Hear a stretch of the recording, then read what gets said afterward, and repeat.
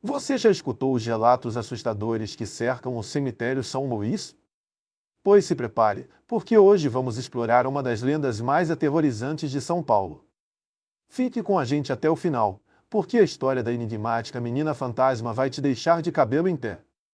E claro, não esqueça de deixar seu like e se inscrever no canal para mais histórias sobrenaturais que vão mexer com o seu sono.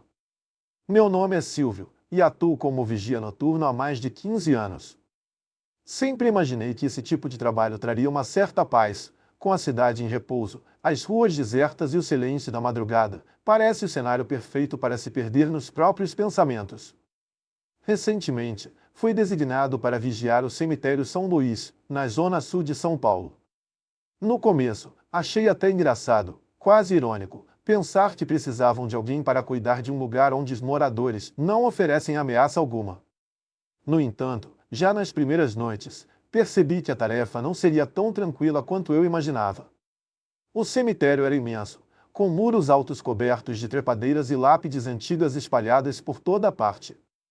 À noite, o ar se tornava mais denso, e as sombras das árvores, movidas pelo vento, criavam formas que desafiavam qualquer explicação lógica.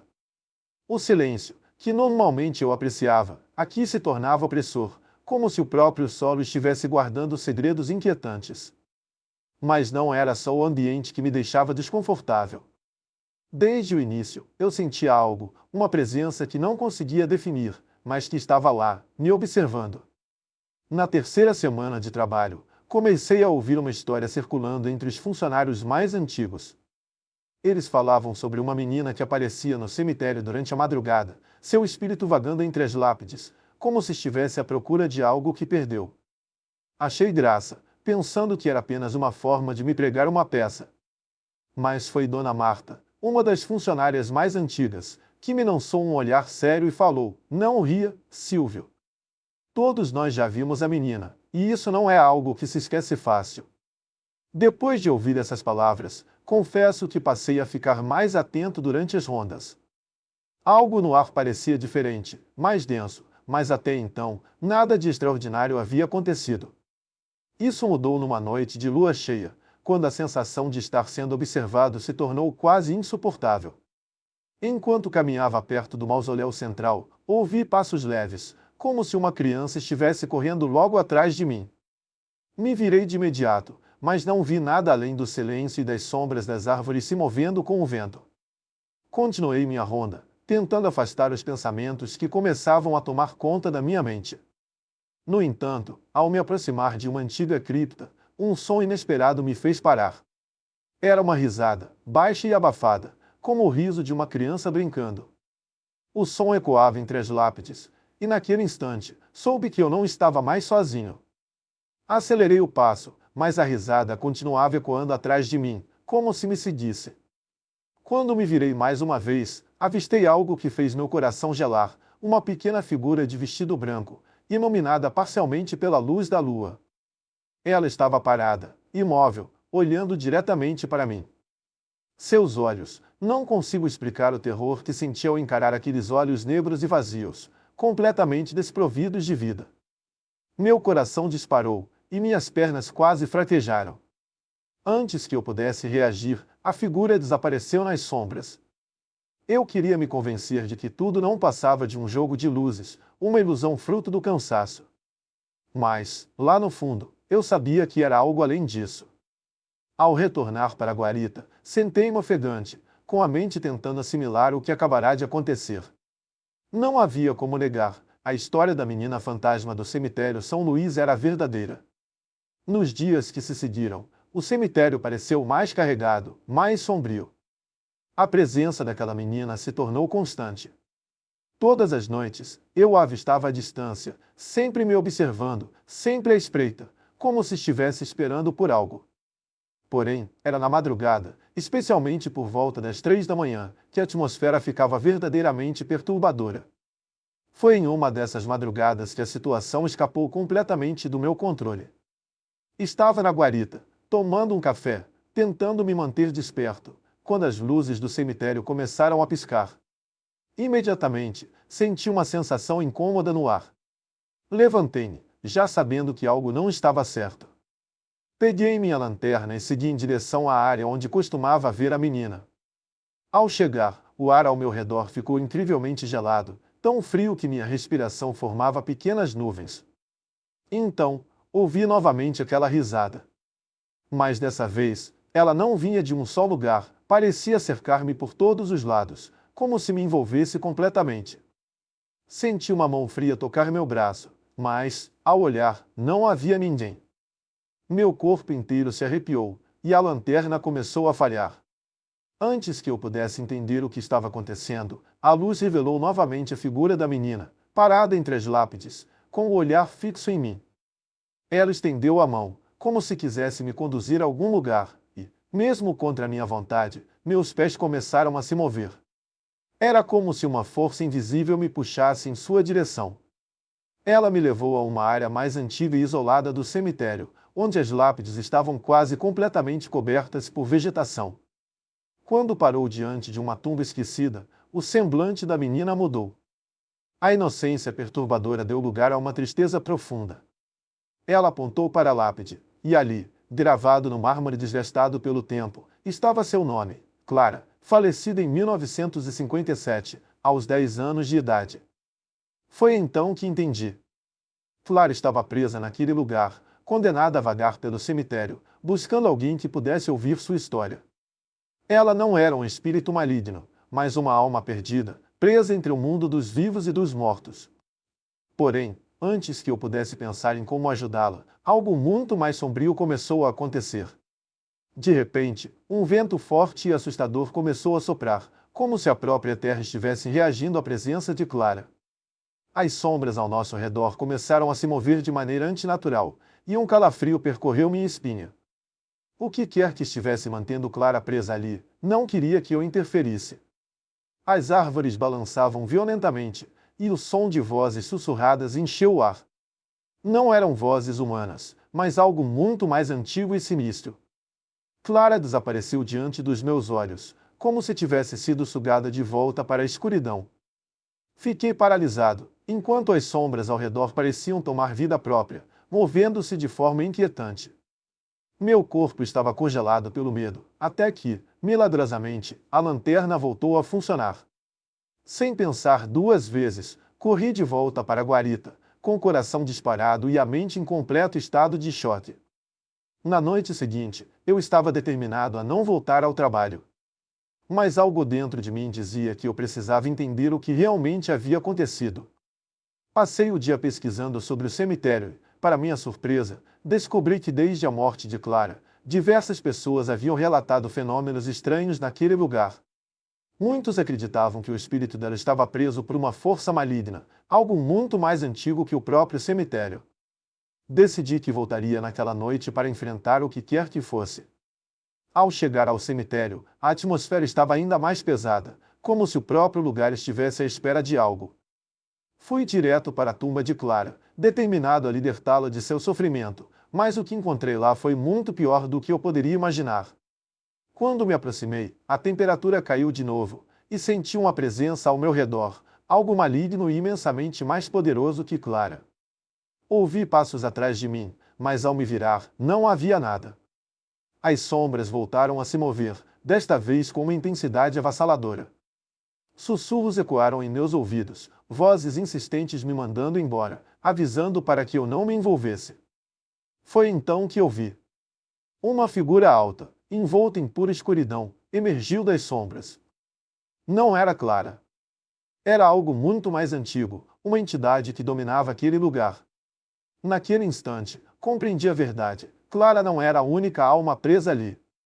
Havia algo no cemitério que se alimentava das almas dos mortos, algo que mantinha todos, inclusive Clara, aprisionados naquele terreno amaldiçoado.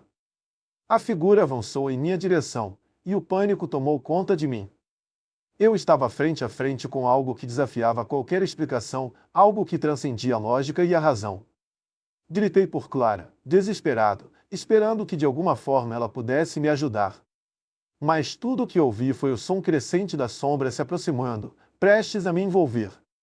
Foi então que, subitamente, a entidade desapareceu, as sombras recuaram, e Clara reapareceu. Desta vez, porém, ela não estava sozinha.